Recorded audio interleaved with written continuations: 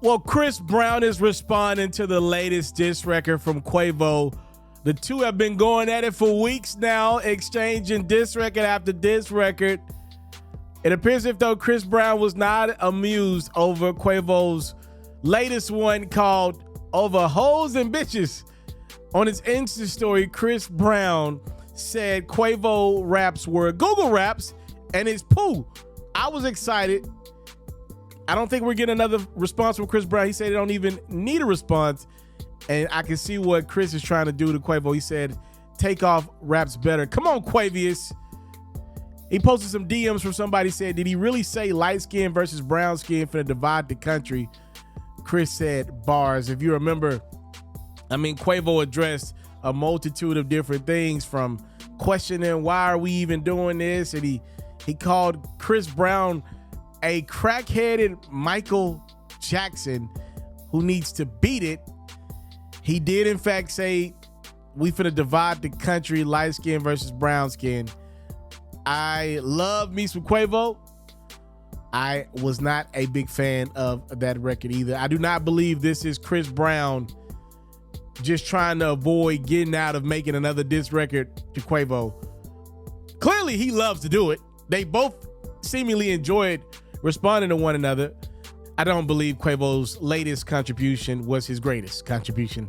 I'll leave it at that. And I think this is how this war between these two dudes ends. It started over a chick, and it looks like it's ending with Chris Brown saying you don't deserve a response.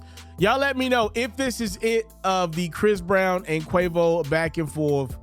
Who won it in your mind? Do you respect that these dudes kept it in the music? I ain't gonna lie, that Quavo Tender record was hard. Chris Brown, that Weakest Link, was one of them ones. Let me know your thoughts on who won the back and forth between Chris Brown and Quavo.